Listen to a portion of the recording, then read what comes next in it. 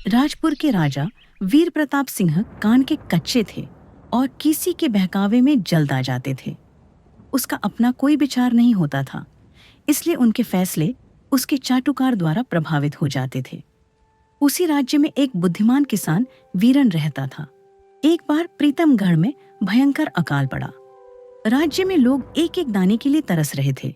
मंत्री जी, राज्य में ये अकाल कब खत्म होगा? महाराज, जब राज्य में बारिश होगी तो ये अकाल खत्म हो जाएगा। और बारिश कब होगी? पता नहीं महाराज, हो सकता है 2 से 3 दिन में, हो सकता है महीनों सालों बाद। ओह, हमारे राजमहल में कितने दिनों के लिए अनाज होगा? 2 साल। सिर्फ 2 साल? इसके लिए कौन दोषी है? इसके लिए सरासर किसान दोषी है महाराज। किसानों का ही काम है अनाज को खेत में उपजाना और हमें उपलब्ध करे महाराज। तब हमें क्या करना चाहिए? हमें किसानों से 2-2 बोरा अनाज लेकर अपने राजमहल के लिए 10 वर्ष का अनाज भंडार में संग्रह कर लेना चाहिए। लेकिन वो किसान बेचारे कहाँ से लाएंगे अनाज? उनके यहाँ भी तो अकाल पड़ा है। महाराज, अनाज उगाना किसानों का काम है। अगर वो नहीं देंगे तो और कौन देगा? ठीक है, तो ऐलान कर दो कि प्रत्येक किसान 2-2 बोरे अनाज राजमहल के लिए निकाल कर रख दे। हमें कम से कम 10 साल का अनाज राजमहल के लिए चाहिए। दूसरे दिन सुबह सुबह राजा वीर प्रताप सिंह का फरमान पूरे राज्य में राजकर्मी द्वारा सुनाया जाता है। पिताजी, पिताजी कहाँ हो? ले देकर हमारे पास 2 बोरे अनाज है। वो भी राजा को दे देंगे तो हम भूखे मर जाएंगे। बेवकूफी भरा फरमान आ रहा है। सरपंच पद्मनाथ जी, आपने सुना राजा का फरमान। आप ही हमारी बातों को समझ सकते हैं। एक तो अकाल ऐसे ही हमारी कमर तोड़ चुका है, ऊपर से राजा का ये फरमान कहाँ से लाएंगे? 2 बोरा अनाज गरीब किसान।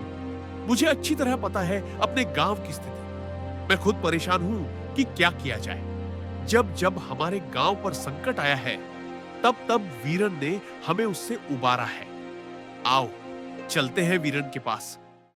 ओ वीरन, अरे बाहर निकल भाई। अरे गांव पर इतनी बड़ी समस्या आई हुई है और तू घर में बैठा है। राम राम सरपंच जी, अभी मुन्ना से मेरी राजा के फरमान पर ही बात हो रही थी। तो इस परिस्थिति में हमें क्या करना चाहिए भाई?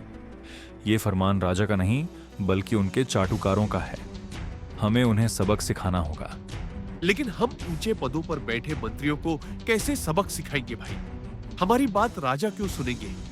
सरपंच जी, आप राज सैनिकों को बोल दीजिए कि वीरन राजमहल के लिए किसी को अनाज नहीं देने जा रहा है। सैनिक वीरन और सरपंच पद्मनाथ को राजा का हुक्म न मानने के कारण राज दरबार में राजा के सामने पेश करते हैं। तुम लोगों ने अनाज देने से मना क्यों किया और गांव वालों को क्यों भड़काया? अनाज उपलब्ध कराना तुम किसानों का ही काम है, फिर भी तुमने लोगों को भड़काया। ये तो राजद्रोह है। इसके लिए तुम दोनों को फांसी हो सकती है। सरपंच मन ही मन सोचता है, वीरन पर विश्वास कर अनाज देने से मना किया, आज फांसी तय है। महाराज, हमारे गांव से पानी सहित बादलों की चोरी हो गई है, इसीलिए हम लोग अनाज देने में असमर्थ हैं। बादलों की चोरी, इसके लिए कौन जिम्मेदार है? इसके लिए तो मंत्री जी जिम्मेदार है महाराज। नहरों कुएं द्वारा हमारे खेतों में पानी पहुंचाना और हमारी रक्षा तो राज्य प्रशासन का काम है। क्यों मंत्री जी, आपके रहते बादलों की चोरी कैसे हो गई? महाराज, बादलों का आना जाना तो एक प्राकृतिक मामला है, इसमें हम क्या कर सकते हैं? ठीक वैसे ही आप बादल के लिए जिम्मेदार हो, जिस प्रकार हम किसान अनाज के लिए जिम्मेदार हैं। शासक का काम है कहीं से भी सुविधा उपलब्ध कराना। महाराज, अपने पड़ोसी राज्य में जहां के मंत्री जी ही हमारे मंत्री का खास मित्र है, वहां अच्छी बारिश हुई है। मंत्री जी, कहीं आपने अपने मित्र को मदद तो नहीं पहुंचाई? 2 दिनों के अंदर इनके गांव में पानी भरा बादल पहुंच जाना चाहिए, नहीं तो आपको सजा दी जाएगी। तुम दोनों जा सकते हो। 2 दिनों के अंदर अगर तुम लोगों के गांव में पानी लेकर बादल नहीं पहुंचा तो आकर मुझे बताना। मैं चला था दूसरों पर ठीक रहा फोड़ने, उल्टा मुझ पर ही फूट गया। ये किसान मुझे कहां फंसा के चले गए? वीरन और सरपंच पद्मनाथ लौटकर अपने गांव आ जाते हैं। गांव वाले सब खुशी से झूम उठते हैं। दूसरे दिन सुबह सुबह मंत्री राजवीर वीरन के घर पहुंचते हैं। वीरन, अरे भाई वीरन, जरा बाहर आना। कहां फंसा कर रख दिया तूने? पिताजी, पिताजी, बाहर बहुत से सैनिकों के साथ मंत्री जी आए हुए और आपका नाम लेकर घर से बाहर बुला रहे हैं। ठीक है, जाकर उसे कह दो कि पिताजी खाना खाकर आराम कर रहे हैं, 1 घंटे बाद मिलेंगे। कोई बात नहीं, हम इंतजार कर लेंगे। इधर गांव में सैनिकों के साथ मंत्री जी के आने की खबर तेजी से फैल जाती है। सरपंच पद्मनाथ डरे सहमे से दौड़े दौड़े आती है। प्रणाम महाराज, आप खुद सुबह सुबह हमारे गांव पधारे। कोई बात हो गई क्या? हमें बुला लिया होता। अरे सरपंच जी, वो क्या है कि मुझे आप लोगों से ही मिलना था, तो सोचा कि चलकर खुद मिल लूं। वीरन के बेटे ने बताया कि वीरन खाकर आराम कर रहा है, 1 घंटे बाद आएगा, बस उसी का इंतजार कर रहा हूँ। अरे आप खड़े क्यों हैं? बैठिए ना। अरे गांव वालों, अपने अपने घर से जरा खटिया लाना, मैं अभी वीरन को अंदर से बुला कर लाता हूँ। अरे वीरन, बाहर मंत्री जी सैनिकों के साथ इंतजार कर रहे हैं और तू यहाँ पर आराम से बैठा है। चल बाहर जल्दी चल। पता नहीं सुबह सुबह ये लोग क्यों आए हैं। सरपंच जी, जब मंत्री जी को खुद की गर्दन रस्सी में फंसी दिखाई दी तो धोड़े धोड़े हमारे गांव आए ही हैं, नहीं तो मैंने अपने जीवन में आज तक मंत्री जी को इस गांव में नहीं देखा। कुछ भी हो, वो हमारे मंत्री हैं, हमें उन्हें ज्यादा इंतजार नहीं करवाना चाहिए। चलो बाहर चलते हैं। प्रणाम मंत्री जी, मुझ गरीब की कुटिया पर कैसे आना हुआ? सब कुशल क्षेम तो है ना? भाई, तू तो समझदार है, तू जानता है कि बादलों की चोरी नहीं हो सकती। बादल प्राकृतिक रूप से विचरण करते हैं। फिर तूने उसकी चोरी होने की खबर क्यों राजा को बताई? और उसके लिए मैं कैसे जिम्मेदार हूँ? ठीक वैसे ही आप बादल के लिए जिम्मेदार हो, जिस प्रकार हम किसान अनाज के लिए जिम्मेदार हैं। शासक का काम है कहीं से भी सुविधा उपलब्ध कराना। ठीक है भाई, मैं अपनी गलती मानता हूँ। अब क्या करें ये बताओ। अगर 2 दिनों के अंदर बादल आकाश में नहीं छाया तो मुझे फांसी या आजीवन कारावास हो जाएगा। देखो मंत्री जी, 3 से 4 महीने में बारिश होनी ही है। अगर नहीं भी हुई तो यहां से 40 कोस दूर जो झील है उससे 3 महीने में हम सभी मिलकर नहर खोदकर पानी ले आएंगे। मुझे कुछ समझ नहीं आ रहा है, तुम्हारी क्या योजना है? राजा ने हमें 2 दिन का समय दिया है, फिर 3-4 महीने का समय कहां से आएगा? ऊपर से अकाल से त्रस्त किसान और जनता के पास खाने को कुछ नहीं है, तो फिर ये नहर खोदने का काम कैसे करेंगे? राजा से बोल दीजिएगा कि बादलों के राजा से आपकी बात हुई है। उन्होंने कहा है कि अगर तुम लोग जनता को 4 महीने खाना और मजदूरी दोगे तो 4थे महीने तुम्हारे खेतों में पानी की कमी नहीं होने दूंगा।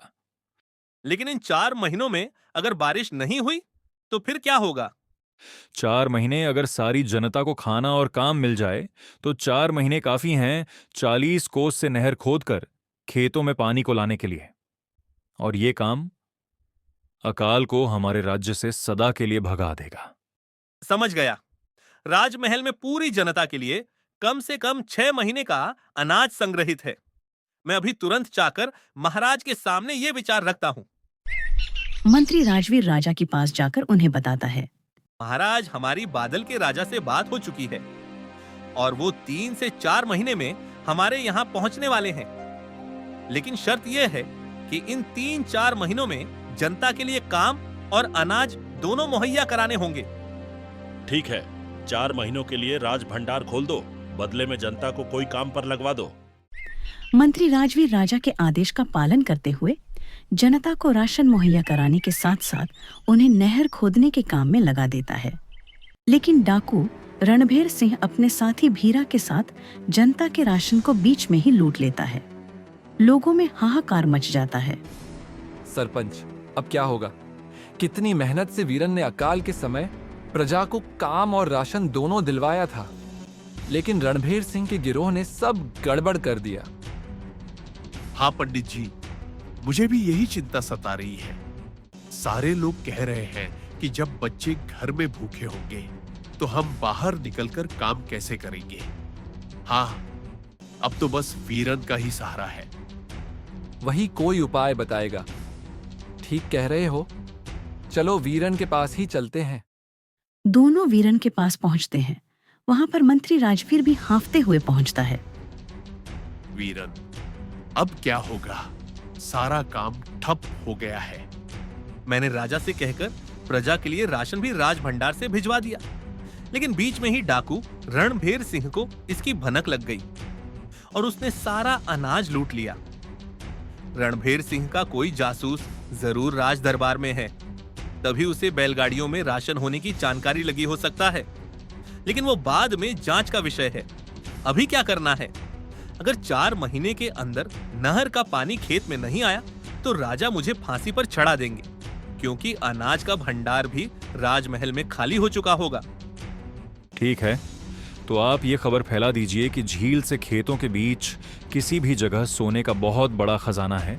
जो भी खोजेगा उसे आधा खजाना दे दिया जाएगा। मंत्री राजवीर ठीक वैसा ही करता है। जल्दी ही ये खबर डाकुओं के सरदार रणभेर सिंह तक पहुंच जाती है। सुना सरदार, झील और खेतों के बीच बहुत बड़ा खजाना है। लेकिन झील और खेतों के बीच 40 कोस की दूरी है। इतने बड़े क्षेत्र में खोजने में कम से कम 100 साल लगेंगे। क्यों ना हम लूटी गए राशन को जनता को लौटा दें, ताकि वो काम पर लग जाए, और जब खजाना निकलेगा तो फिर हम खजाने को लूट लें। वाह भीरा, शाबाश।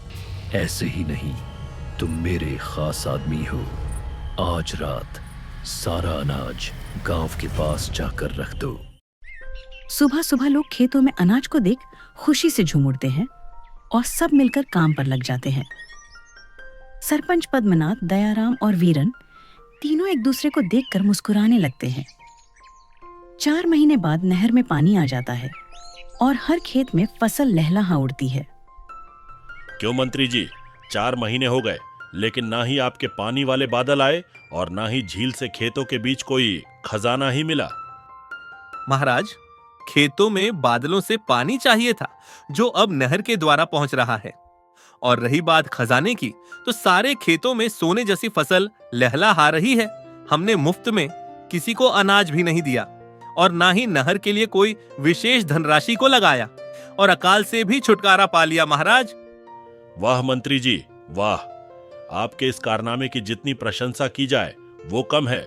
आपके इस महान कार्य के लिए हम आपको 10,000 स्वर्ण मुद्राएं इनाम के रूप में देने की घोषणा करते हैं।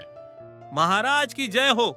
इस कार्य का असली हकदार मैं नहीं, बल्कि गांव से आया हुआ बुद्धिमान किसान वीरण है, जिसने अपनी बुद्धिमत्ता के बल पर बिना किसी अतिरिक्त धनराशि खर्च किए अकाल से पूरे प्रजा को निकालकर हमें हमेशा के लिए छुटकारा दिला दिया।